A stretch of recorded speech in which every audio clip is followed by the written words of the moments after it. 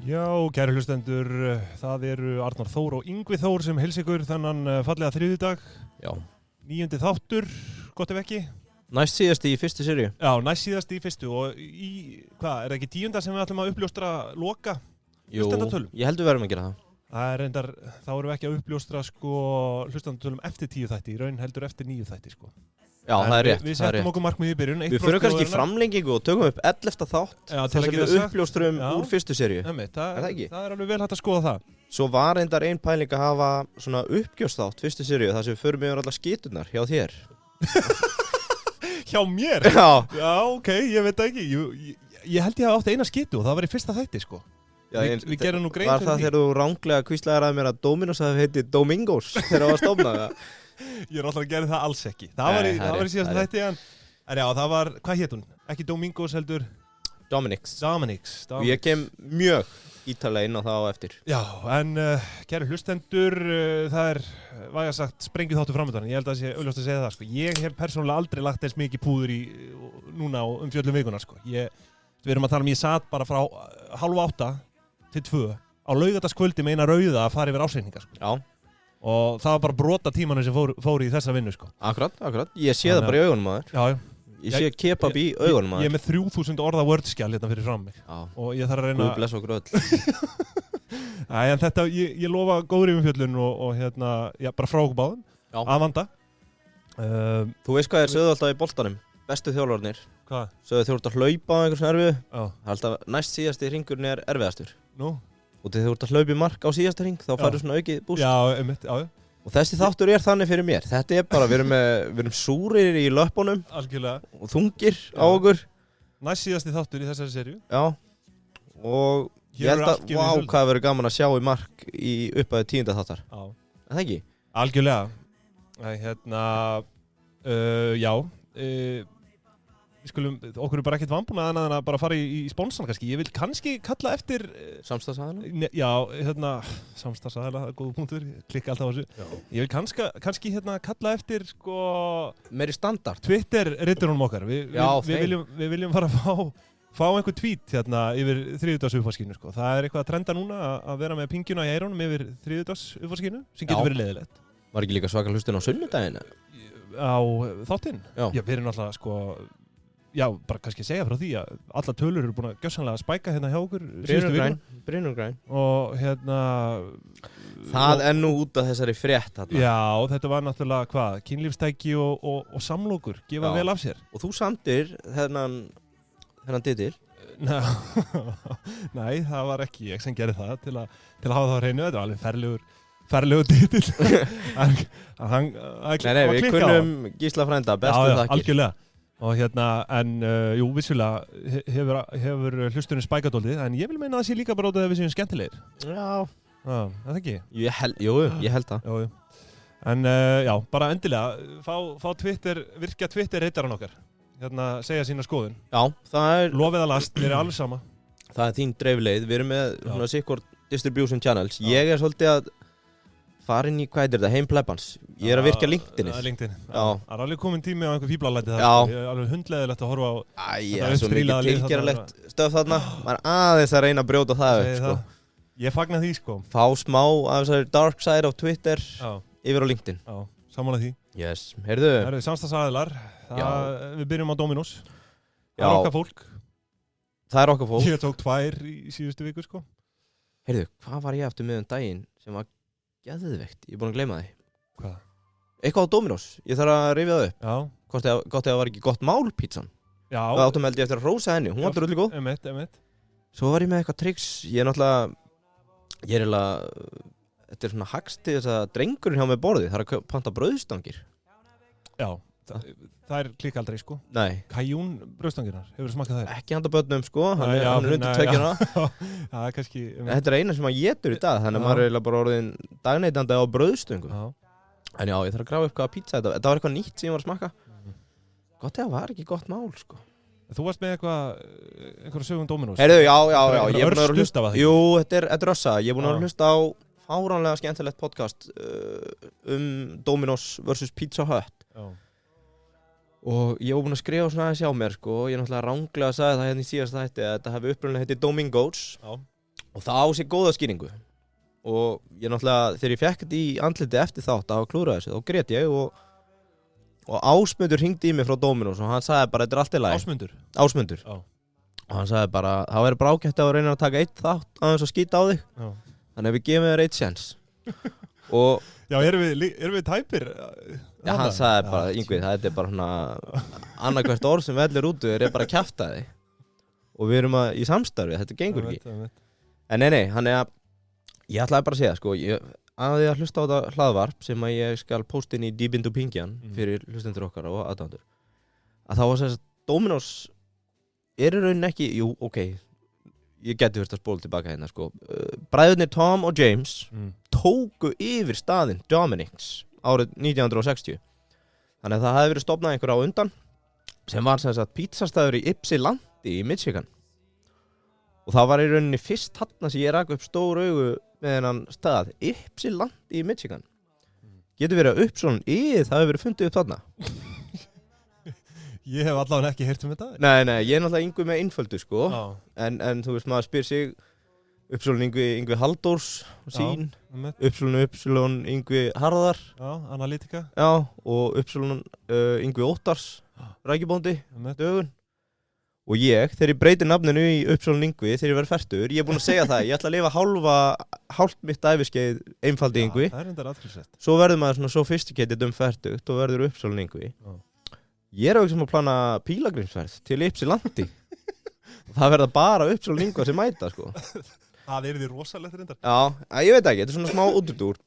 Allavega, þeir borguðu $500 á genginu 1960 fyrir staðinn og gerðu sín á milli samkomula, sem Tom og James, að vinna 50-50.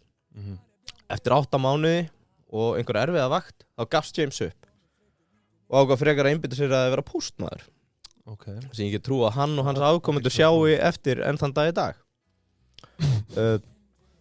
Er það ekki? Jú, eðlilega. Já, og selur sem sagt sinn hluta í Dominos, sem var það Dominos þá, fyrir Volkswagen bjölluna sem þeir notuðu til að skutla. Og svona upprunalega bettið með Dominick's eða Dominos var að þetta átti að vera svona jackpot, því að þeir voru á móti háskóla. Okay. Og vildu svona herjaðu að vera að selja ódýra og góða háskólapítsu. Svo fóru þeir í delivery og voru með þetta simple. 2 slicer og Coke. Þannig byrjaði þetta. Heyrðu, fyrsta fransæsi þeim opnar 7 árum síðar, eða 7 árum eftir að þeir keyptu Dominick's. Og tilurinn að því var rauninni annað pítsastaði sem heiti Shakey's. Og bæði Dominos og Pizza Hut rauninni sóttu, hvað getur maður sagt, inspiration þangað.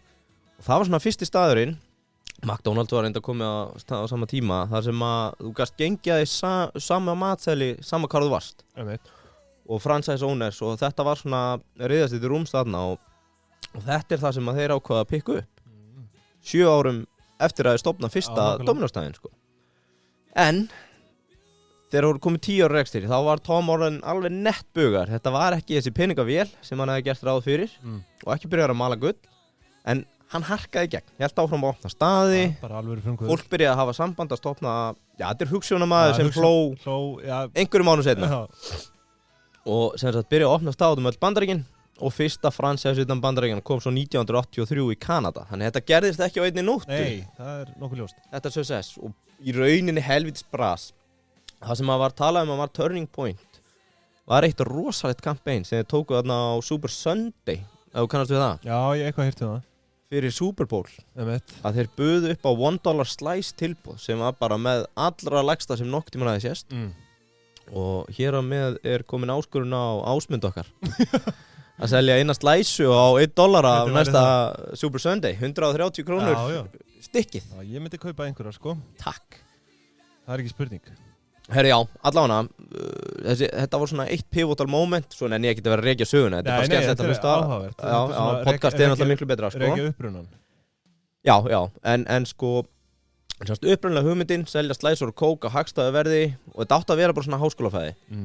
Og þar á meðal þá hefðu keppinautarnir litla sem engar áhugjur fyrst þegar Dominos var að færa sig út útkörfin. Því að stigma var svona bara Dominos var ekki fyrir fjölskyldur, sko. Þetta er bara svona háskólafæði, sko, svona junk food. En þeir áttu heldur betur eftir að breyta því. Og einn liður í því var árið 1973 byrjuður að bjóða upp á 30-minute delivery. Og maður svo fljótur að gleyma því að núna bara göngum við að því vísu að Dominos sé bara með max, svona yfirleitt, svona hálftíma delivery. En þarna var þetta bara algjörlega nýtt. Að einhver pizzastaður var að bjóða upp á það ef við náum ekki að koma pítsunni til þín og innan við 30 mínútum. Var það þá endurgreitt? Þá færðu fría pítsu, að þau ekki. Og ég man nú eina sögu af þessu, maður er nú alveg upp í litla gettóinu Ártúni, sem náttúrulega ekkert gettó, en þar var bróður eins vina minn sem ég man að hann var svolítið að stunda að pöntuðu pítsu, þetta svona 97-8, svo bara hleyftuðu pítsasendlunum ekkert inn fyrir að á liðið 30 mínútur og fóru síðan að heimta nýja pítsu. Sko. Þetta ekki svona núna, eða? Nei, þessu var breytt og... Var þetta sem tekið upp inn á Íslandi líka?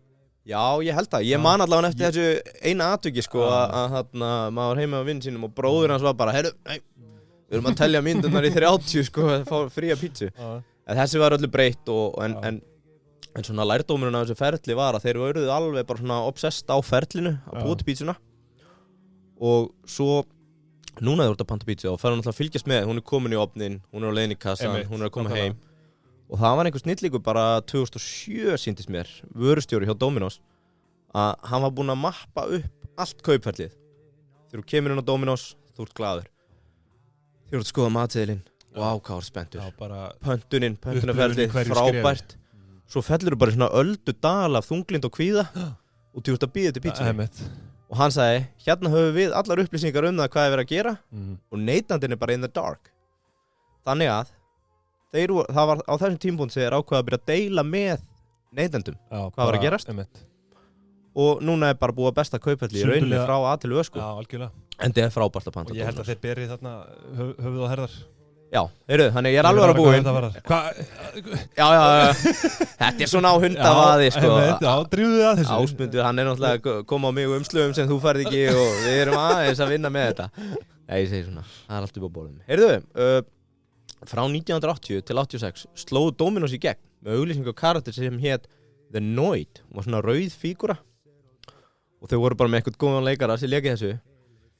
Þetta er enda billu saga. Svo gerist það árið 1986 að maður að nefni Kenneth Lamar Noid heldur að þessi Noid sé stílýsingar á honum sjálfum, sturlast, gengur inn á stað í Georgíu, Dominos stað og tekur 2 starfsmenn í gíslingu.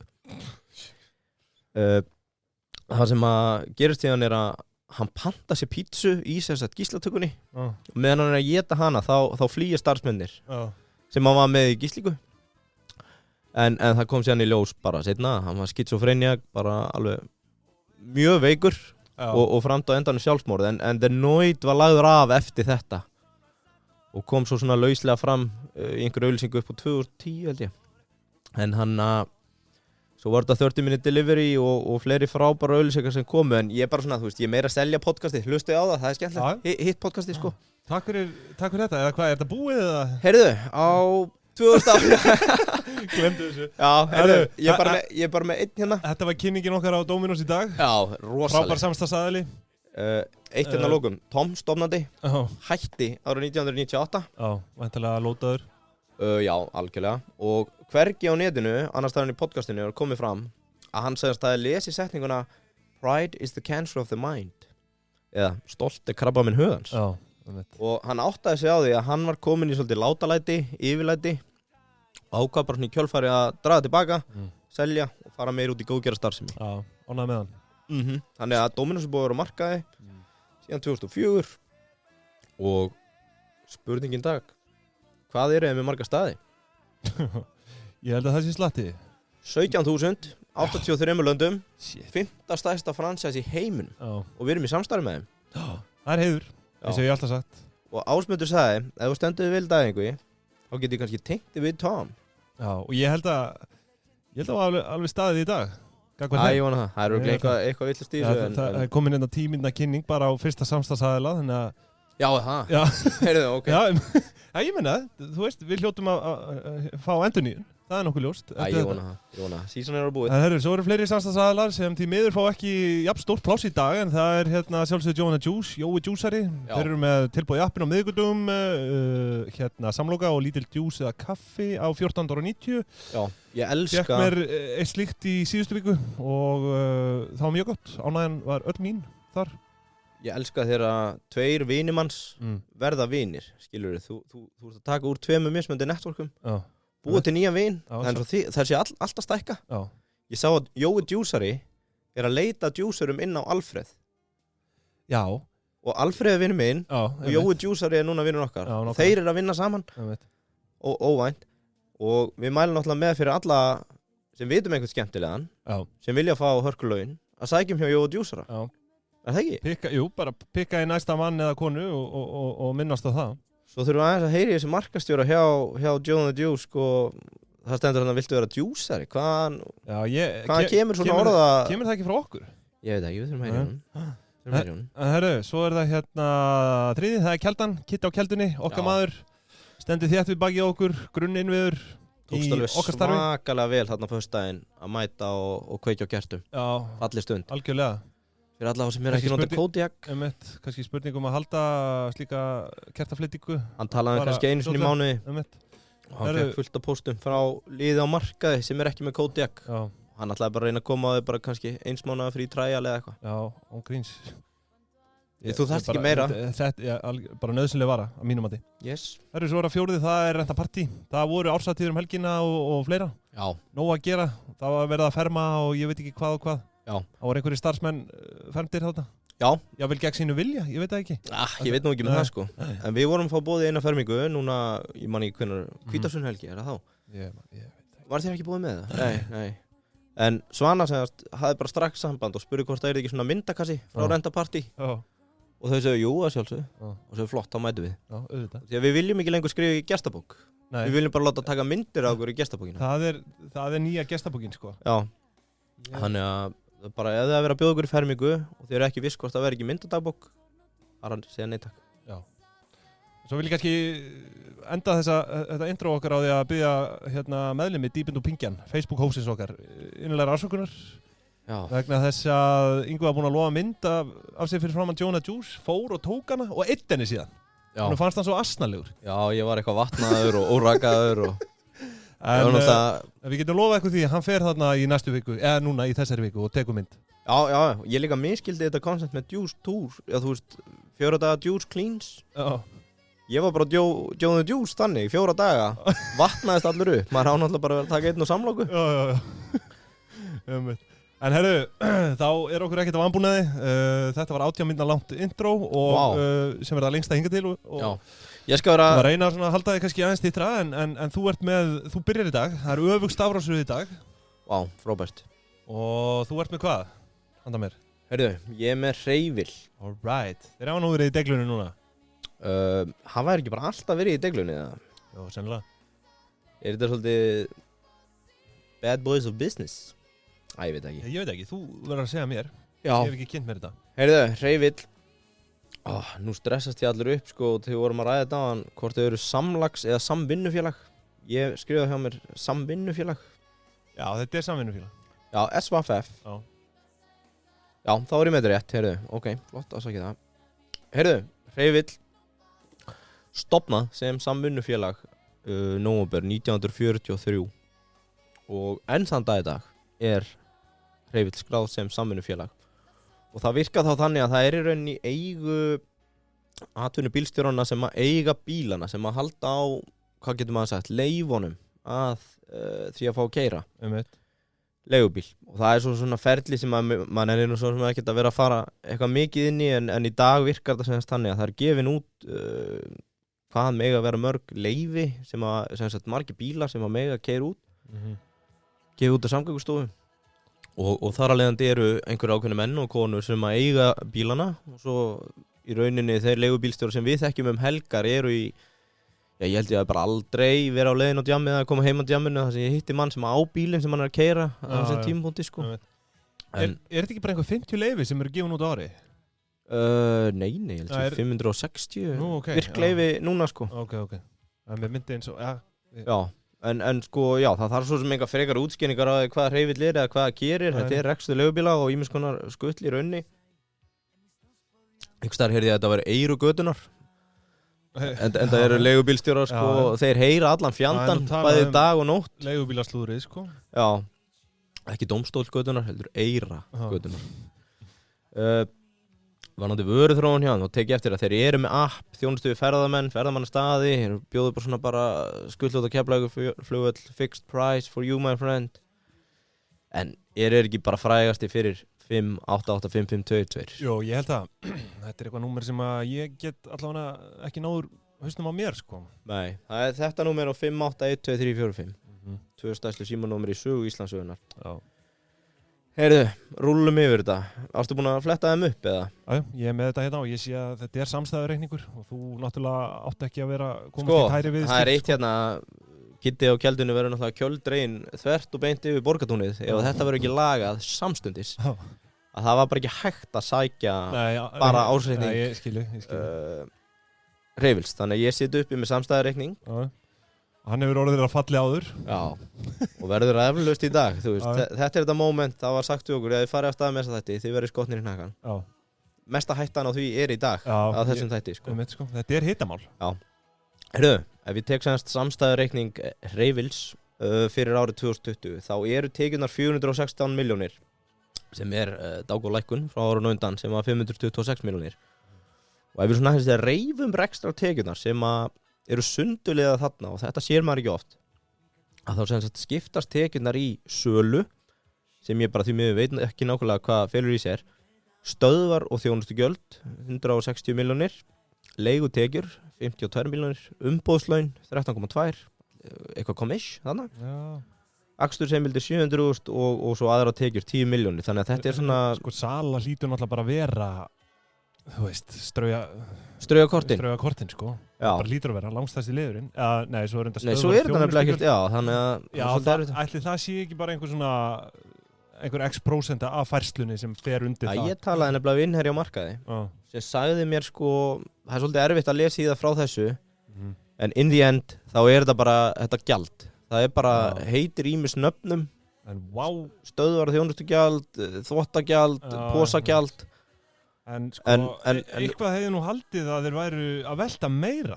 Já, og það sem að gera þetta pínu erfitt sko að hér myndi ég halda að við værum í rauninni bara að horfa á hreinar millilega tekjur af starfseminni hér á landi. Já, þú meina það. Og það er mjög erfitt að skjóta á það, þú veist, er þetta 10% og er þetta 4 miljardar markaður? Skilur, ef við deilum 416 milljónum með 0,1 ef þetta væri, eins og þetta væri 10% þóknun. Eða er þetta 5% þóknun af heildarferð, maður bara getur ekki séð það, sko, en þetta er í rauninni bara svona pjúra millilega gjald fyrir það að operita þetta. Kostnaður verður seldra vara, sláandi lágt, 32 milljónir, sem að gefa svo sem vel að skilja. Reksturinn er þannig að þú átt bílinn, þetta er þjónusta. Þú ert röglega þinn eigin atvinnurekandi eða launþegi eftir hvort þú ert að leigja bílinn og svo ert þú bara að borga gjald til Hreyfils fyrir það að þau operita símaveri og appi og þá kemur pöntun og þá ringja þér í Arnar og Arnar, upp í Seðlabankann í Kópavogi, bara strax. En það breytir því ekki að þau eru með þarna 29 manns á launaskrá og það eru 315 milljónir þar. Það er nú ekki laun. Já, það er nefnilega bara þrjusu laun, myndi maður að segja, sko. Það er eflaust bara einhverjir verkfræðingar á vinnum þarna. Já. Nei, ég segi svona. Gera skjótið verkfræðingar hér, út með einn á móti þér. Já, ég veit það. Ég var að tjóka. Heyrðu, og þetta gerir tekjur upp á starfsmann 14,3 milljónir. En meðal launakostnaðurinn er 10,8, sem eins og fyrir segir er bara þokkalega gott fyrir þetta operation. Þetta er náttúrulega rótgróið, getur við ekki sagt það? Jó, ég held að. Það er svo óvægt að segja það.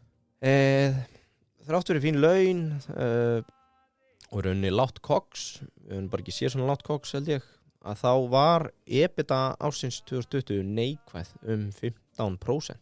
Þó hún hafi verið jákvæð árið undan. Og svona svo ég reki aðeins huguna, þá er EBITDA félagsins að fara úr 19, 18, 20% árin á undan, bara frá því að vera bara þrjusurekstur. Í rauninni það að 2019 og 2020 líti út fyrir að vera helviti erfið rekstrarár fyrir samstæðuna. Þau reiða sér náttúrulega rosalega mikið held ég á djámið helgar. og þarna tekið samdráttur úr 530 miljónum niður í 415 sko, milli ára. Algjörlega. 2020 þannig nokkuð augljóst að COVID var að spila inn í sko.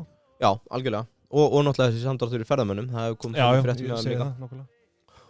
Og svo má nú kannski segja að þetta er ekki mikil minnkun á starfsskildum milli ára fyrir 30-29 með við samdrátt í tekjum, þannig að þau eru að taka á sig hansi stórt högg þarna innan félagsins. Þannig að negativ 15%, þetta eru 64 miljónir sem sagt neikvæð EBITDA og heildar rekstrartap 90 miljónir.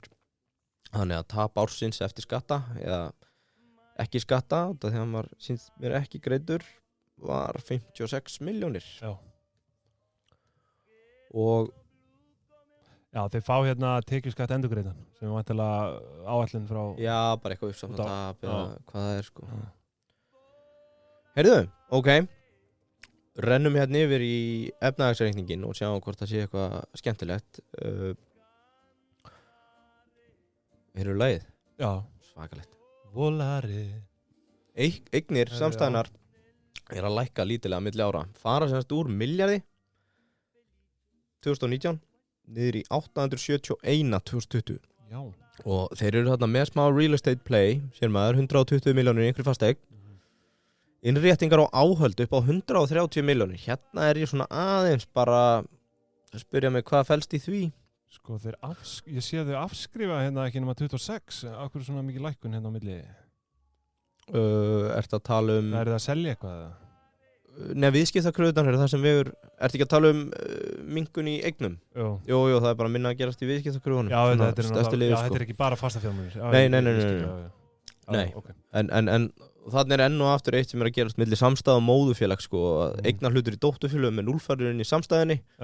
En ég ætlaði að koma inn á því að þau eiga 2 dótturfélag sko, sem eru síðan bókfæra 284 í móðufélaginu. Og þetta er fyrirtæki sem að heita tölvubílar, sýndist mér, ef ég með þetta einhvers staðar hérna. Og radio. Er það að fara í eitthvað sjálfkeyrandi eða?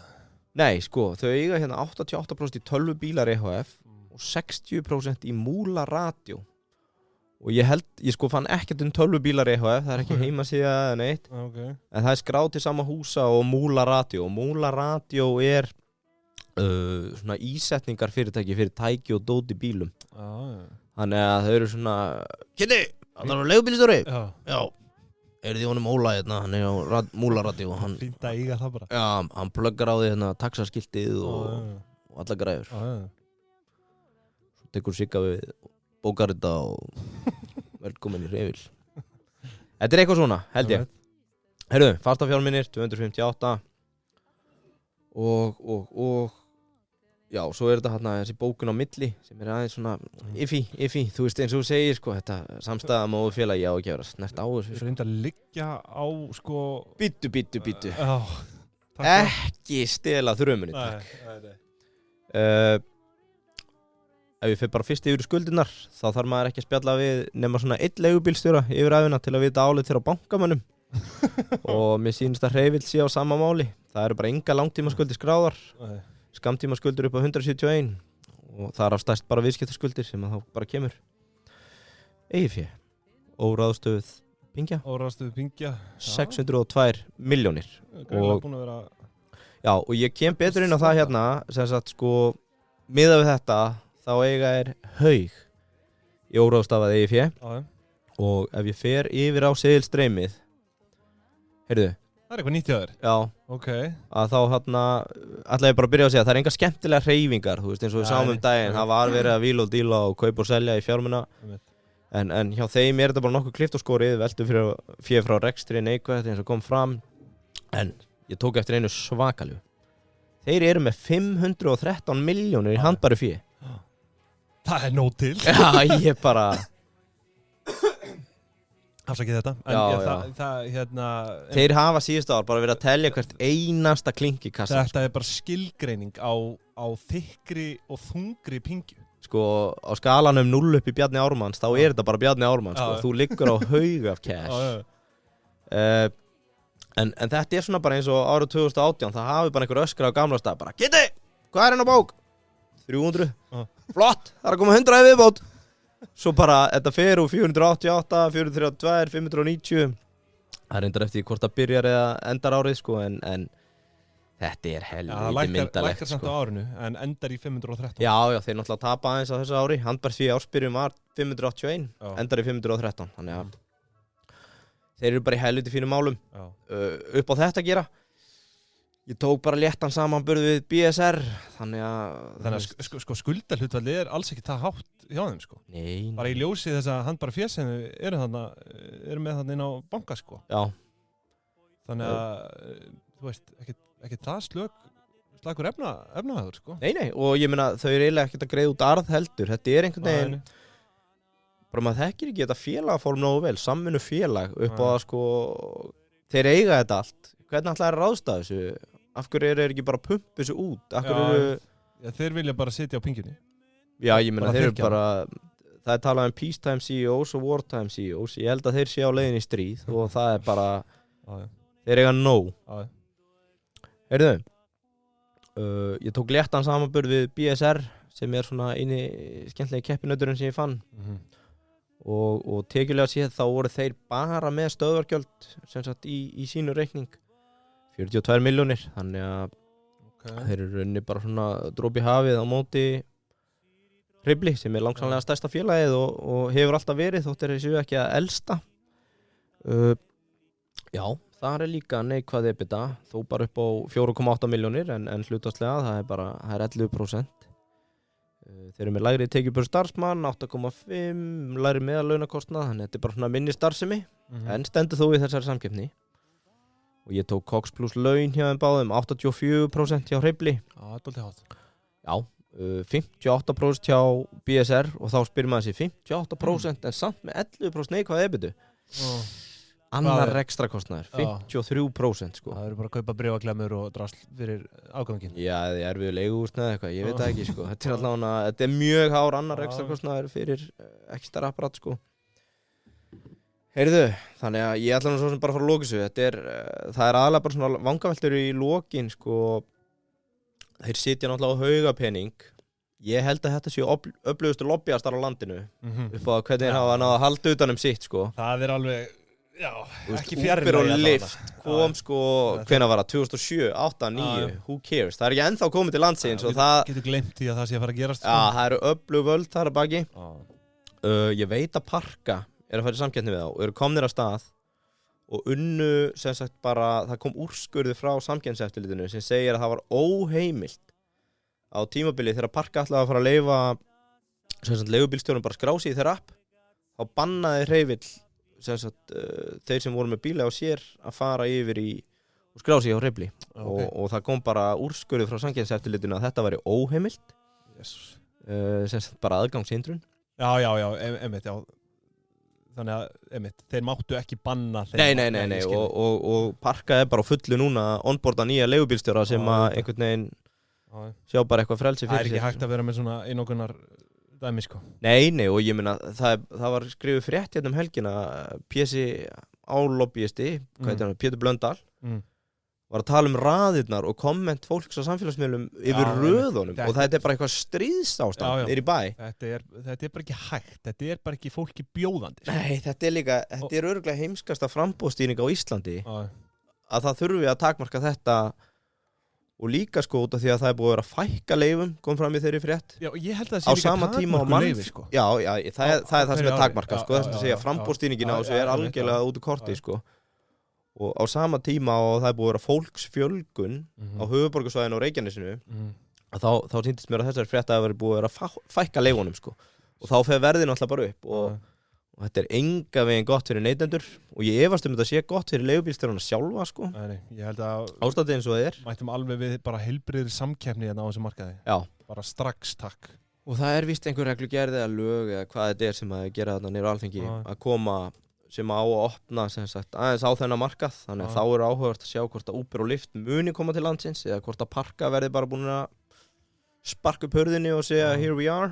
Já, ég myndi bjóða þau hjartanlega velkomin inn á markaðinn sko.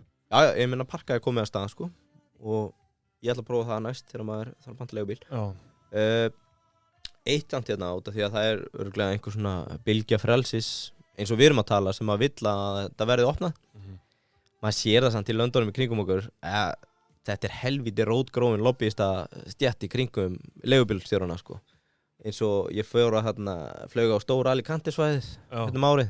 Þar var búið að banna Uber og Lyft sko. Þannig að það kæmi mann ekkert óvart að maður sjái já, þetta vinur minn Sigur Ingi sko, hann gamli skólinn. Já, hann gamli skólinn. En já, þú veist, þetta lítur ágætlega út hjá þeim, þau að hauga á kassi allavega. Já. Nokkuð ljóst. Ég skil ekki. Þó þessi að tapa hérna 2 ári röð, ég hef ekki áhyggjur af þessu sko. Ég meina, þú sér það bara og handbæru fíi. Ég að segja það. Það sem bara cash. Já. En já, þú veist, ég held að það sé hægt að segja djúpa pingjur. Já. Fínasti ársreikningur hérna, en þú veist, come on, gefið smá eftir hérna. Gefið smá bita af kökunni hérna. Já, ég meina, lækki bara verðið. Bara fyrir landið. Já. Fyrir land og þjóð. Það bara niðurgreið þetta með okkur. Ég segi það. Nei, þetta svona, þetta bara, þú veist. Nei, þú veist, það sem að bögga mig mest bara einmitt þetta litla framboð, sko. Og þú veist, á sama tíma leyfa einhverjum öðrum að komast að helvitis borðinu, sko. Samkeppni alltaf af hinu góða. Ég sammála því. Og maður vill engum illt, en maður vill að þessi menn fari í smá samkeppni núna. Já. Og það verður bara eitthvað gott sem kemur að því fyrir alla, hugsa ég. Já. Herru, frábært. Yes. Á ég þá að vinda mér yfir í mitt. Alright, herðu. Já, sem fyrr ég hérna með þjóðþekkt fyrirtæki sem hefur skipað sér að því að virðist bara mikilvægan sess í hjörtum Íslendinga alla leið frá Sýrlandi. Já. Staðurinn sem umræðir, það að sjálfsögðu Mandi og sjálfur verð ég nú að viðurkenna, ég hef reglulega mætt þangað inn bara eins og draugur á næturlagi og fengi toppþjónustu frá þessum meisturum.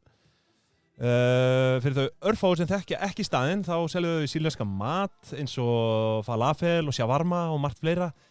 Kannski gaman að koma inn á það, falafel og shawarma, þú veist, þetta eru aldagamli réttir sem eru svona tiltölulega nýkomnir til Ísland, sko. Já. Þá fór ég að hugsa út í greiði fólki hérna á Íslandi, bara á 18. öld eða hvernig sem það sko. Þú veist, hversu gott sýrlendingar höfðu það hérna bara í þingunni á öldum áður, bara meðan við vorum að japla á sviðakjömmum og volgri misu í þingunni, sko. Já. Þá voru þeir bara að vakna á 18. öld bara og fá sér eitt shawarma. Já, bara tannburstar sem er hummus og... Ég var að segja það, sko. Þannig að, hérna, en einmitt, þetta eru ekkert sérlega nýlega rétti. Ég held að shawarma hafi verið, sko, á 18. öld og sko, falafel bara eitthvað, bara fyrir Krist, sko. Já, það? Já, þetta alveg, hérna, en þetta reyndar upprunnin tyrkneskur og egypskur og eitthvað svoleiðis, sko, en þetta hérna flokkað undir sýrlenska matargerð. Ég var með skófræðing að austan einhvern tímann hérna. Já, þú var þessi skófræðingar? Já, flesti vinir mínir skófræðingar og fóð með hann á Mandi. Og hann held að þeir hefðu fundið upp hummusinn, sko. Já. Sá. Nei, þeir gerðu það ekki, sko. En þeir komu með þetta svona, svo gott sem til okkar. Já, alveg kynntu þetta fyrir Íslendingum. Já. Eða svona, allavega gera þetta svona mainstream, held ég. En hérna, já, samkvæmt síðan þá eru 3 staðir starfrækir. Það í Veltusundi, sem hérna gamli góði staðurinn niðri bæ, Ingólfstorg. Heitir það Veltusund? Það heitir Veltusund. Já, og þau hafa verið, einmitt, þar frá upphafi. Svo það í Faxafinni og einnig í Hæðasmára. En ég veit nú þó af 4. staðnum sem Mandi Pizza sem var opnaður 2019 í Hafnarstræti, gamla nonnabita. Já.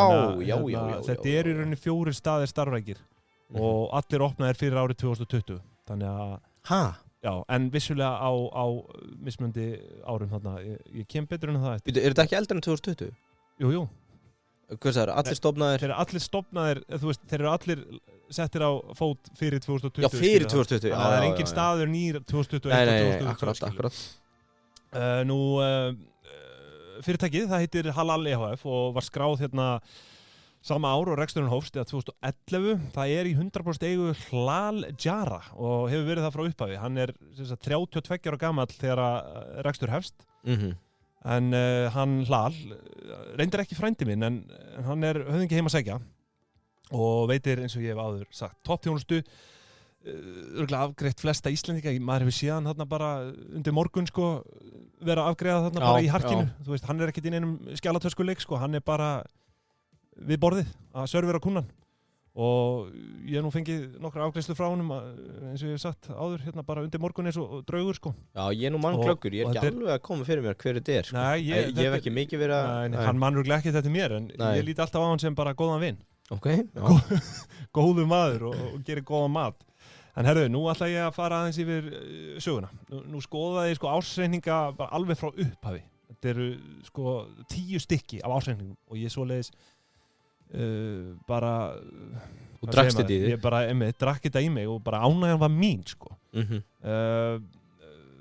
Sko ef við byrjum bara hérna alveg frá upphæði 2011, byrja nokkuð rólega hjá honum Hlal, það er hérna lagt inn á þetta hefðbundna hlutafé upp á 500.000 krónur en því miður þá hafði ég ekki neinu svona sjóðstreymi að móða í þeim ársreikning svo ég var að láta mig duga að kíkja á efnahagsreikningin til að kanna hvort það hafi verið eitthvað lántekið í upphæði reksturs og það lítur reyndar út fyrir það er skráð hérna reyndar undir skammtímaskuldir og heitir víxlar eða skuldabrjálan og það stendur í rúmur 1,5 milljón í lok árs 2011 en jú, sko, þrátt fyrir að vanti sjóðstreymi þá verð ég nú að fyrirgefa þeim það sem að skýringarnar í þessum ársreikning eru gjörsamlega klofna niður í atóm, þú veist, ég sé bara hérna tölvukostnaður er hann þegar árið 2011 var 1582 krónur, þú veist, það er að sjá bara nánast hverja færslu, þannig ég hvet fólk bara til að fara inn á kelduna og ná í þessi ársreininga, bara ef að þú vilt einhvern tímann uppfylla áramótaheitið að læra að lesa ársreininga, þá er það akkurat núna, sko. En já, eins og ég segi, það er tekið hérna örlítið lán í byrjun reksturs sem stendur í lok árs í 1,5 milljón, svo það má áætla að þau hafa tekið þetta örlítla lán fyrir bara svona standsetja staðinn ásamt þessum 500.000 króna hlutafé. En ég tek eftir því að það er engi fasta fjármunir keyptir, það er þá tæki og tól eða innréttingar eða eitthvað þannig. Ekkert gjaldfært heldur undir annar rekstrakostnað, ég sé það í skýringunum. Svo ég spyr mig hvort að grillið og allt þetta hafi verið bara í einkaeigu Hlals hérna, þegar félagið hóf rekstur. Maður veit ekki, ætli það tíðkist að fólk komi bara með sín eigin tæki þegar það er að hefja rekstur, bara kaupið það persónulega og... Já, hann geti álagt það bara inn eða... Mögulega, að það er allavega ekkert undir fasta fjármuni og ekkert undir rekstrakostnað, þannig en eins og ég sagði, já... Maður svona getur ímyndið sér að hann hafi ekkert haft mjög mikið á milli handana þarna fyrst. Nei, sannlega ekki. Kom hann ekki út af stríðinu? Nei, hann kemur 2005, sko. Nú, ok, það var ég að rugla. Mikið lengra enn þarna 2011. Já. En já, allavega bara eins og ég sagði í byrjun, þá fóru reksturinn rólega á stað, er að velta inn að 6,5 milljónum. Hagnast rúma 93.000 krónur sem fer bara beinustu leið aftur inn í reksturinn og framtíðin er bara björt sko. 2012 þar fyrir við að sjá svona sæmilega vöxt fyrsta heila rekstrar árið velta upp á tæpar 36 milljónir, tapa þó á árinu rúmum 150 skalli. Hér hafa þau ekki enn eigfarnina rekstrarfjármuni, ég sko sé það þó hérna í þessum ítalegu skýringum að þau gjaldfæra hérna áöld og tæki undir almennur rekstrakostnaður sem að þó er nú allavega jafna kallaður annar rekstrakostnaður og þetta er fyrir rúmar 420.000 krónur þannig að Hlal hefur líklega keypt hérna eitthvað grill og fínri á kostnaðarfélagsins og skilað hinu grillinu heim til frúnar. Já. Og hérna, ég tek líka eftir því að þeir að greiða hérna 2,4 milljónir króna í leigu fyrir kofan á ári sem sagt þarna í Veltusundunum við Ingólfstorg. Sem er þá 200.000 króna leiga á mánuð, það er eitthvað sem segir mér að sé búið að hækka. Já, er það kallað kofinn eða? Nei, ég segi bara þetta er svona gamalt hús, byggt þarna gott ef ekki 1887. Já, á. Minnar ég hafi séð þá tölu. Ok. Það er eitthvað sem segir mér að leigan hérna í miðbænum sé svona ívið herri í dag. Já. En við skulum skoða það, förum hérna, þetta er í 2013 og 2014, þetta er mjög svipuð ár, hér er bara vaxtafasi. Orðið farið að berast greinilega, selja hérna fyrir 47 milljónir árið 2013 og 67 árið 2014. Þetta er svona stöðugur 30-40% vöxtur á milli ára, en hér faraði loksins að hagnast einhverjar alveg upphæðir, sko. 4,8 árið 2013 og 10 milljónir. 40% milli ára, sko. Já, veit, sko. Þetta er hugsjónamaður. Þú sér svona mann ekkert á einhverju launþegarlista, sko. Nei, þetta er hugsjónamaður sem var alveg við það að fara að hlæja, sko. Hann býtur bara, sko. Já. Þetta er hérna hagnaður upp á 4,8 milljónir árið 2013 og 10 milljónir árið 2014. Ég tók eftir í álagning, hún hækkaði þessi ár þar segja að þau fóru svona að leggja meira ofan á vörurnar. Voru ekki nema í 29% álagningu þarna 2011 hafa alltaf að selja sig kannski of ódýrt en það ekki sjúklega lítið í veitingahúsarekstri það má nú svo sem leiða því líkum að það hafi verið fórnarkostnað þess að gera fíkilinn háðan sko, því að staðurinn fer náttúrulega á flug þessi ár hérna 2013-14 reyndar. Og þetta er svona byrja látt fyrstu 2 árin bara okay. Að svona ná fíklinum inn sko en það hefur virkað en því að hérna eins og ég segi 2013 og 14 þá farið að smyrja meira ofan og álagningin orðin hérna 70% 2014 sem er strax betra en 29%. Þegar hér kemur við sögu þá er félagið ennþá án fasta fjármuna sem lítur að vera einhvers konar met fyrir veitingastað sem hefur verið starfrækur í rúm 3 ár sko. Já, ég meina við sáum þetta var það ekki á Flatey eða var það te og kaffi, hvað innréttingarnar eru risastór kostnaðarlegir þessu sko? Algjörlega sko, en það hefur greinilega, þetta hefur allt verið úr einkaeigu Hlals, en eins og ég segi. Eða, hann var undir áhrifum Marie Kondo og var svona minimalískur. Algjörlega, þú veist, ég man ekki eftir Mandi á þessum tíma. Ég ætla ekki að afskrifa þá kenningu. Nei, en hérna, en já, annars bara fín ár þarna 2013 og 14 og óráðstafa eigið félagsins stendur þarna í 13,9 milljónum, hakk ekki við pingjunni, aldrei greitt út arð og ennþá langtíma skuldlaus, veltu fjárhlutfallið í 5, bara fínasta staða hjá honum Hlal. Herri, svo gerist það hérna 2015. Þau kaupa sína fyrstu fasta fjármuni upp á rúma 3 milljónir króna og það er ekki áhöld og tæki eða tól eða neini, það er bifreið. Já. Eftir 4 ára rekstur í veitingageiranum eru fyrstu fasta fjármunir ekki grill eða ofn eða eitthvað, bifreið, takk fyrir pent. Ok. En, já. Er þetta giska, hvaða bíl? Nei, það er reyndar ekki skráð, sko. Ég sé fyrir mér svona BMW X5 2007 ára. Já, en örugglega vinnubíl. Já, getur reynda verið. Nei, já, þú veist. Er það ekki? Nei, ég veit ekki. Kannski var þetta einhver kebab-bíl. Já, kannski. Ég efast stórlega það. En ég ætla ekki að fara að kryfja það neitt. Þau rífa hérna 100 milljón krónar múrin þetta sama ár 2015 í 106 milljón krónar veltu sem að er 59% vöxtur frá fyrra ári, hagnast 20 milljón krónar sem er tvöföldun og hagnaði milli ára og viti menn, Hlal hreyfir ekki við helvitis pinginni, hann er hodler hann sko ekki að taka eitthvað anskotans arðgreiðslu skot þú veist það er alltaf verið að tala verðbólguskot, hér erum við að tala arðgreiðslu skot. Já, hann allavega ekki að taka neitt lán sko, nema bara brýtni nauðsinn sem er bara nokkuð skynsamlegt hjá honum. Ég kannaði nú til gamans hérna hvaða leiguverðið er komið upp í 3 árum síðar og hún hefur aukist leigan 65% upp í tæpar 4 milljónir eða 330.000 á ári. Og ég tók reyndar eftir að leiguvísitala þjóðskrár hérna hækka mjög skarpt á þessum árum 2011 til 15 og þessi hækkun á vinn okkar Hlal virðist ekkert vera neinum persónulegum ástæðum en hérna já, þetta er annars 2015 bara fínasta ár, þetta er svona fyrsti kannski alvöru vöxt, þú veist, hér hann farin að hagnast 20 milljónir og þú veist, hreyfir ekki við pinginni svo er það hérna svo ber árið 2016 að garði líkur með flugveldasýningu, tekjur aukast hérna annað árið í röð 59%. Shit. En takt eftir, hér ekst hagnaður 140% upp í 48 milljónir króna. Hér er Hlal bara orðin player, skilur. Já. Þú veist, gæti verið að greiða sér út þvílíkar summur og kaupa ís á úliðin og jável hálsinn líka, sko. Hvað heldur hann hafi gert? Hann situr ofan á helvítis leðurskjóðinni, hann bara hreyfir ekki við henni, sko. Bara verkar í framheilana að hugsa út í þetta sko. Og hvað er Pingja komin upp í á þessum tímumóti? Sko, Pingjan er hérna, já áttu við þá óráðstafað eigið fé eða handbæra fé. Hvað með handbæra fé bara? Ég þarf að fletta hérna, nei ég sé, jú, eigið fé hérna er í kringum eigið fé dugar? Nei, ég er ekki með það. Nei, ok.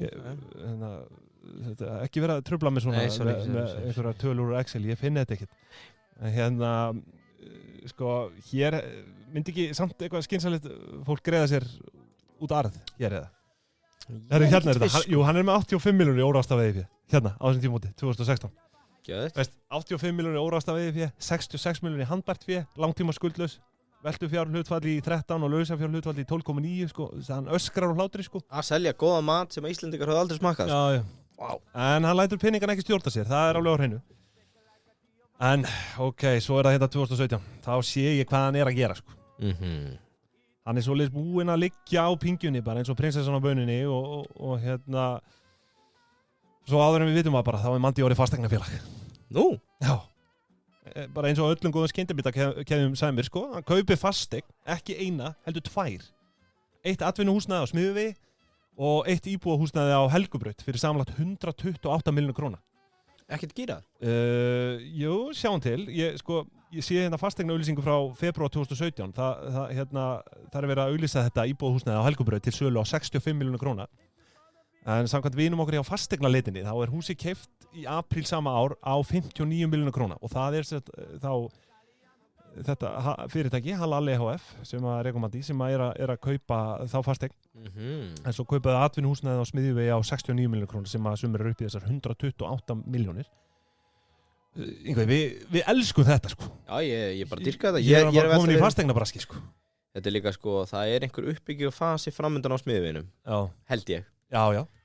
Djúvill væri sexy að er eitthvað svona kebab-setur sett upp. Já, ef við sjáum til, sko. Hann reyndar selur Smiðjuveginn, sko. Nú, djöfull. Við skulum fara hérna aðeins nánar ronni í þetta, sko. Okay.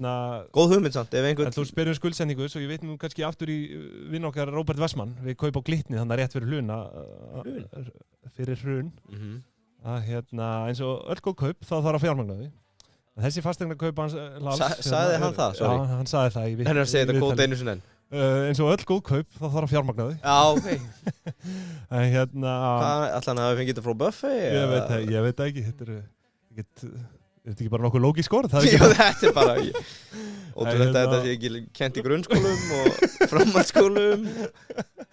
En þessi fasteignakaup hjá Halal EHF eru fjármögnuð með að því að verið 62 milljón krónar lántöku samkvæmt sjóðstreymisífilliti. Okay. Það er tæplega 50% skuldsending sem er gott og vel. En já, bara annars bara enn eitt stjórnum árið 2017, aukning á veltu 24% milli ára, rífur þarna 200 milljón krónar múrin, hagnast 41 miljón, skellilhægjandi. Hvað er það milli vinna? Á ég að reikna það? Það eru 214. Hvað segirðu? Já, rífur 200 miljón krónar múrin. Það eru 154.394 kebab milli vinna. Já, takk fyrir það. Ef við deilum í 1390. Já. En þau loka árunni bara með bara gjörsamt Hall of Fame skamtíma greiðsluhæfis hlutföllum. Óráðstu vegi fyrir upp á 126 milljónir og ég bara fer að spyrja mig hvað endar þetta.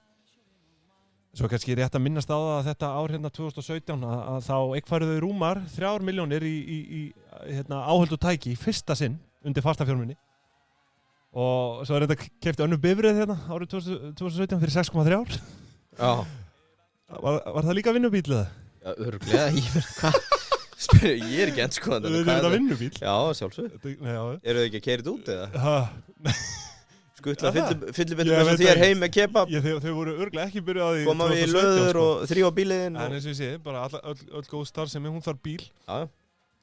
En svo gengur árið 2018 í garð og ég verð að viðurkenna, sko, þegar hér var komið við sögu, þá var rauðvínsflaskan, sko, orðin bara tóm og ég var fann að þreytast en auðvitað gat ég ekkert hægt þarna. Það er kannski skemmst frá því að segja maður nú sjá, hvað er ég með punkt Hvert komin aftur? 2018? Já, 2018, sko. Ok. Ég var, eins og ég segi, sko, ég var orðin bara svona létt hipsi og þreyttur og sko, en þetta var bara orðin svo spennandi, sko. 2018, þá var Dominos 25 ára og opnað 25. staðinn. Já, takk fyrir það. En já, það er hérna kemur inn á þetta. Það sem þau gera hérna árið 2018 er að þau selja íbúðarhúsnæði á Helgubraut sem að keypta þarna árið áður. Þau selja það á 90 milljónir króna samkvæmt sjóðstreymisífillitinu og þannig fyrir ég bara að hugsa hvort þetta var einhver villa því að húsið er keypt hérna árið áður á 59 sko. Við fletti þessu enn og aftur upp hjá vinnum okkar á fasteignaleitinu og þá kemur ljósa að húsið er selt hérna fyrir 90 milljónir. Virkilega öflug viðskipti. Fasteignarleitin lígur ekki. 31 miljón króna hagnaði bara þarna á milli ára sko. En það er samt sem áður ekki stóra málið þarna árið 2018 því að hann kaupir helvítis húsið við Ingólfstorg. Nei, kofan? Já, það er að segja þarna Veltusundið 3B fyrir 520 milljónir króna. Komið hundlega á leigunni og bara kaupir helvítis húsið. Já. Þetta er 7 einingar í heildina og hann kaupir allar, takk fyrir. Þetta er keypt með 40% láni samkvæmt sjóðstýrim yfirleitinu og ég spyr mig bara 60% greitt út? Já, 60% yfir, eins og ég sé, hann er bara búin að liggja hún á pingunni þessi ár, ekki króna út í ár. Og ég spyr mig bara, hvers slags bolti komin í menn þú veist, hann er búið að tæma bankareikningin, bara í fjárfestingar og bankareikningur stendur í 11 milljón króna í loka árs og binni í bankanum bara farin að renna hýru auga til hans. Já. Til hans Lals vinn okkar. Ekki bara fyrir góðan kebab. Nei, það er náttúrulega ekki, það er ekki laununga mál sko að þannig félagið komið í tæplega 74% skuldalhlutfall. Bara eins og nokkuð gýruðum fastegnafélögum sæmir reyndar. Já, Binni held ég að valda sagt að byrjar í 50%. Já. Færið svolítið svona tilfinninguna. Já. Svo ferðu upp í 70%. Já, en ég kannski að taka það fram að það er ekkert fastegnafélag á íslensku markaði yfir 70% skuldalhlutfall. Þetta er allt svona. Ferðu upp í 70%, þarftu ekki alltaf að eiga 30% stegi fyrir það? Jó, já, alveg klálega. En hérna er hann orðindólið skuldsettur sko. Ég hafði smá áhyggjur af þessu. Stíf gíraður. Já, því að þarna er sko fyrsti tekjusamdrátturinn, þetta sama ár 2018. Þar fara tekjur úr 218 í 203 milli ára. Og eins og ég segi, bankareikningurinn hálf tónlegur og hagnaður að draga saman 44% frá fyrra ári, en hvað heldur hann geri árið 2019? Ég vil ekki vera að spoila, ég er búin að sitja horfa á tölurnar 2020-2019 og ég hef engar áhyggjur af því sem þú ert bara að segja sko. Hann opnar þetta nýjan stað, tvo raunar, einn í Faxafinni í júli og svo alveg undir loka árs opnar hann Mandi Pítsanir í bæ. Það er óvægt að segja, eins og þú segir, að það hefur borið árangur því að velta rúmlega sko tvöfaldast frá fyrra ári upp í 413 milljónir, EBITDAn í 161 og hreinn hagnaður upp á tæpar 122 milljónir króna sko. Svakalegt og þú veist, aukþess selur hann atvinnuhúsnæðið á Smiðjuveginum sem við ræddum áðan fyrir 94 milljónir, það er 25 milljónir í hagnað bara á 2 árum, keypt á 69. Þetta er einhver 73% ávöxtun á eigið fé sko. Máttur skuldsetningar hann að kikkin. Já, annars eru engin ný fastegnakaup árið 2019 ótrúlegt en satt. En hörku ár enga síður, þið borga þetta 42 milljónir króna af langtímalánunum sem eru 3,5 milljón á mánuði og svo lækka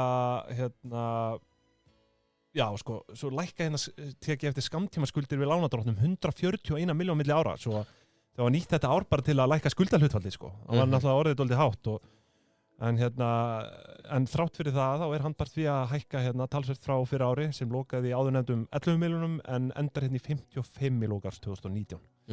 Bara flott hjá þeim. Ég vil kannski koma aðeins inn á það að hann Hlall hefur ekki enn greitt sér út græna krónu í arð á þessum tímapunkti. Hann bara greinilega notar ekki peninga.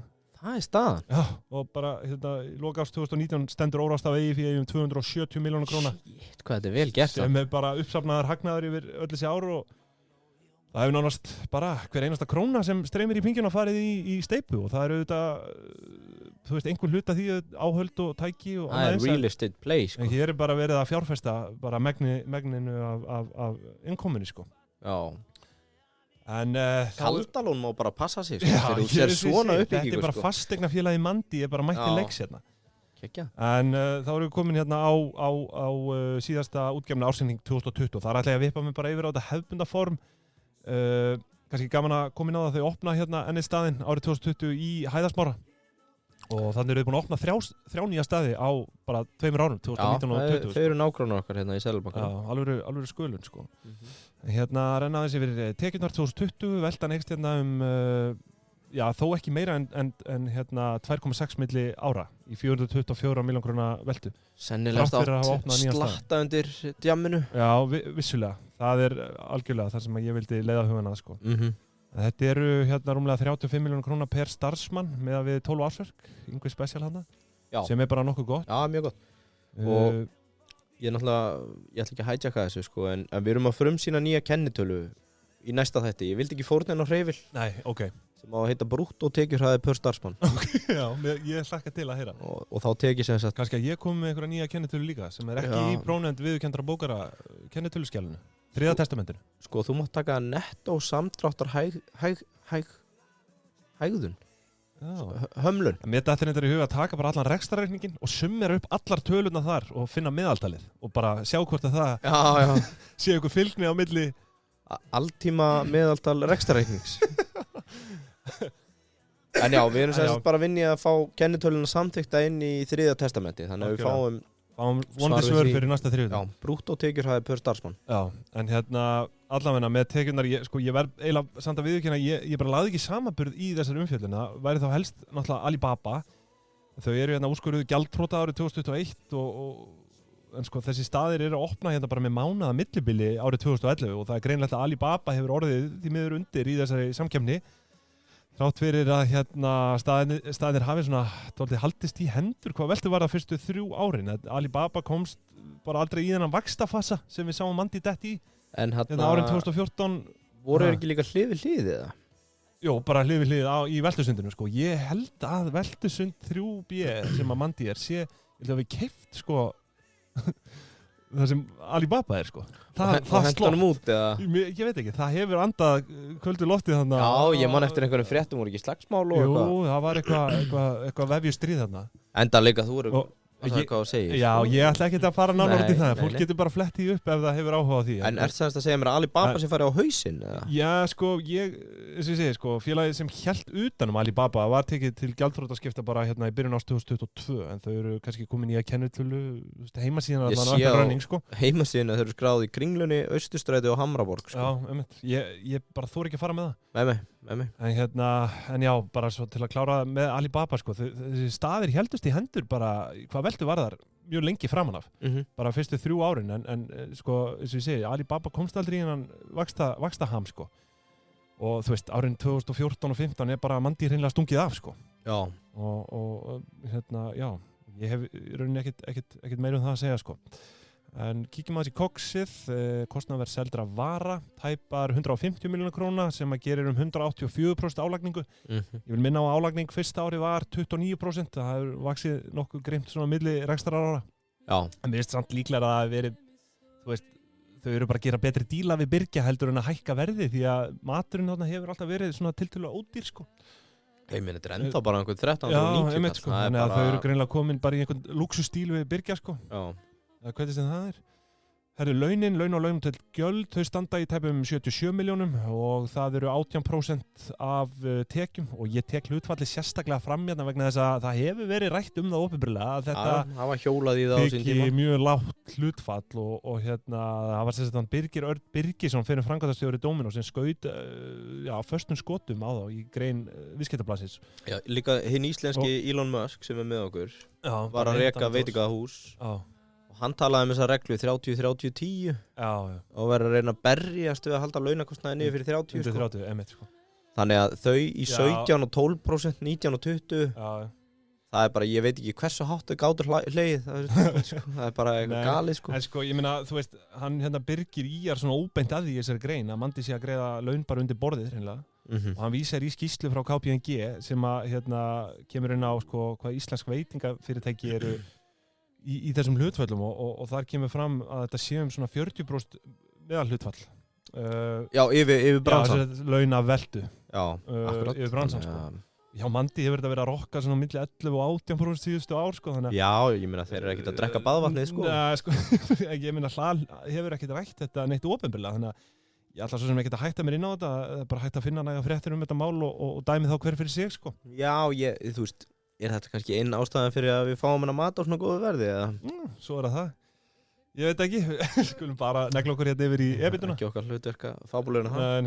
En EBITDA árið 2020 er tæpar 97 milljónir, síðustu 4 ári meðaltals EBITDA framleiðin tæp 35%, þannig að það er kannski ekki nema að vona að fólk spyrir spurningar, sko. Gjósalega galið hlutfall, sko. EBITDA? EBITDA hlutfallið, já.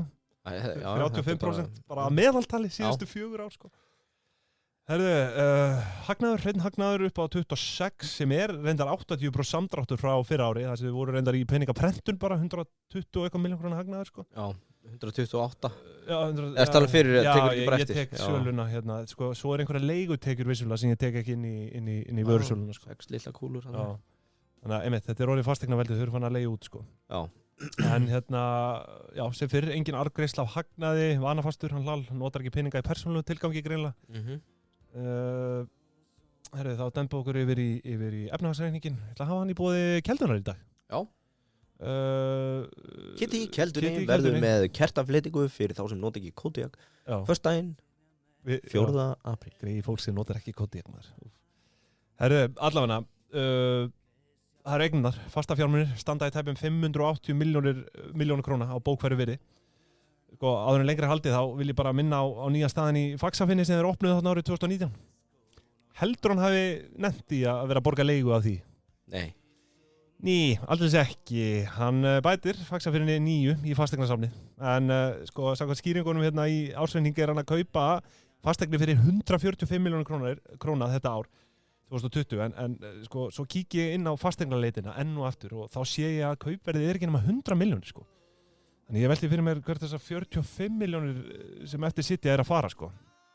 Bæta hérna einungis vissi þessari einu fasteign í Faxafinni samkvæmt ársreikningu sko.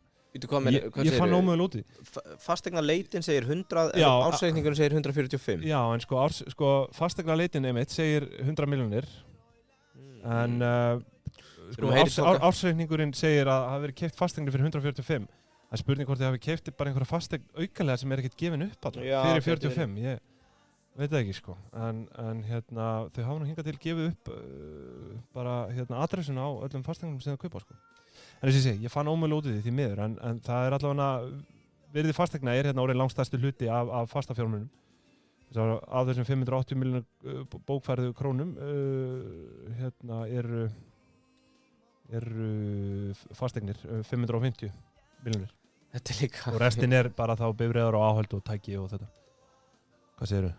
Ég fór bara þetta er svo ruglað þessi 35% EBITDA sko. En herru, áfram með smjörið með hérna efnahagsreikningin. Við erum komin hérna í veltufjármunir. Rúmar 64 milljónir króna, lítill lager, byrðirnar telja 6 milljónir, meðalstaða yfir árið tæpar 4,5, það gefur okkur velturhraða upp á 96, sem er sérstætt 3,8 daga biðtími, sem er bara vel innan eðlilegra marka hjá veitingastað.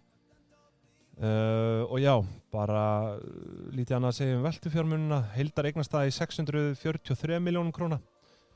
Herðu, skuldirnar taka hérna lán fyrir þessari nýju fasteign í Faxafinni upp á 80 milljónir og langtíma skuldir standa þá í 284 milljónum sem eru væntanlega svona langstæstu hluti bara fasteignalán og skammtíma skuldir eru upp á rúmar 62 sem fyrir bara einhverja viðskiptaskuldir og opinber gjöld og annað. Nú, skammtíma greiðsluhæfið, veltufjárhlutvall er rétt rúmlega 1 eða 1,03. Ertu staðið 2019 eða 20? 2020 yngvi. Já, ok, út af því að EBITAn 2020 er bara 22%. Já, ég sagði meðal EBITDA síðustu 4. Já, ok. Ég held við værum hérna að taka. Nei, þetta er meðal EBITDA síðustu 4 ár, sko. Ég held við værum að. Hún var yfir 40% labbin í eitthvað hafari, en já, ok, flott.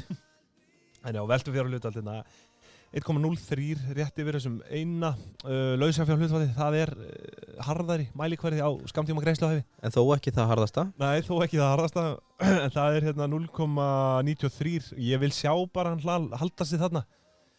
Þú veist, þetta eru ágætis hlutföll, annars hef ég engar áhyggjur, hann á fasteignir til að selja, má nánast flokka fasteignir í dag undir veltufjármuni sko. Ef maður myndi að setja á sölu yrði peningurinn komið bara inn á morgun sko. Svo brenglaði þetta ástand á markaðunum sko. Akkurat. En hann er búinn að lækka skuldahlutfallið hérna niður í 53,8%, bara náða að grygga vel af því árinu áður greinilega, þar sem hann gerði nánast ekkert annað en að borga skuldir sko. Þannig að það er bara komið í flott mál. Þetta er alveg gífurlega fallegur rekstur, bara hérna fallegur ársreikningur sko. Það verður bara að segjast. Eigið fé hérna, það heldur bara áfram að hækka með jákvæðri afkomu. Ekki greiðir hann sér út arð, það er nokkuð ljóst, þannig að óráðstaf EIF er komið hérna í hæstu hæðir 297 milljónir króna í lok árs. Sjóðstreymið, ég vil nú bara fyrst og fremst lofa Mandi fyrir fínustu sjóðstreymi og frábæra skýringar þá bara í flestum af ársreikningum. Svo ársreikningur 2019, hann er bara gjörsamt skólabókadæmi hvaða hlutir fallundir liði bara eins og annar rekstrarkostnaður eða vörunótkun og svo framvegis sko. Það er bara stórt hrós á það. Ég ætla nú ekki að skanna yfir sjóðstreymið neitt sérstaklega. Áhugavert að setja seðilstreymið alveg aftast. Já, einmitt. Það er svona frekar óhefbundin uppsending sko, en það var á sínu stað, eða það var vissulega í reikningnum. Já. En hérna, já, bara stórt hrós á það með sjóðstreymið. Ég, eins og ég segi, nota sjóðstreymið bara til að semja mína eigin sögu og ég ætla ekki að fara að að hlaupa á neinu hundavaði við það. En já, bara til að draga þetta saman, þetta er færlega löngu yfirferð hérna hjá mér, en ég náttúrulega leitast alltaf við að toppa mig. Það var náttúrulega næg að taka og ég þurfti bara hreinlega að skilja eftir hluti sem að ég vil samt sem áður, hvetja hlustendur bara til að pikka upp í sinni eigin yfirferð. Og en já, bara til samantektar, náttúrulega bara stórfenglugur rekstur og ég held að það séu bara mjög bjartir bjartir tíma framundan bara í fasteignafélaginu Mandi. Já, ég menn, þetta ekkert annað. Já, fín pingja hjá þeim allana og þó svo vissulega við ekkert skila sér í krónuntalið í Vasa Hlals, en hann búinn að marksanna sig í veitingageiranum og nú bara komið að næsta kafla, sanna sig í fasteignaleiknum, sko. Hann á leiðin á First North. Já. Það ekki? Það verður spennandi að fylgjast með því, en bara heilt yfir, bara stórfínt hjá fasteignafélaginu Mandi. Já, fá ekki klapp eða? Jó, maður sjá, hvað klappið? Nei, ekki hlátur. Herru, þetta komið helviti langt hjá okkur hérna í dag. Já, svona lengra venjulega. Já.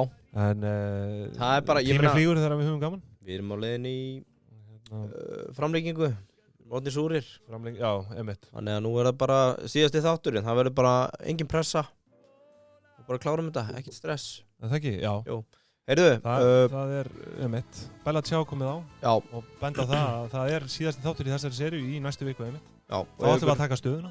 Ef þið bara geti ekki fengið nóg á okkur, þá vorum við viðmældur í hlaðvarpinu Normið í síðustu viku. Algjörlega. Sem var mjög skemmtlegt að hitta Silvíu og Evu.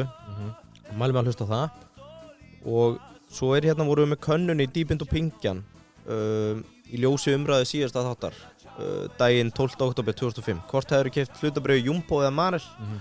Og það var nokkuð afgerandi að fólkið sem að joinar Dýbind og Pingjan, það kann að búið til peninga því að 95% hefði fjárfest í Jumbo. Já, það var yfirburðar niðurstöður hérna í hagi Jumbo. Já. Athyglisvert. Heyrðu, ég hendi hlaðvarpinu inn í Dýbind og Pingjan. Já. Og eitthvað fleira? Nei, bara minna á Facebook-hópin okkar Dýbind og Pingjan. Bara endilega banka dyrna þar og við bjóðum ykkur hjartanlega velkomin. Já. En það ekki bara. Takk í dag. Þá bara heyrustu aftur næsta þriðjudag í loka þætti. Sem verður First North Special. First North Special. Já. Bingo. Okay. Jú og fjör. Bye. Ciao, ciao, ciao, ciao, ciao,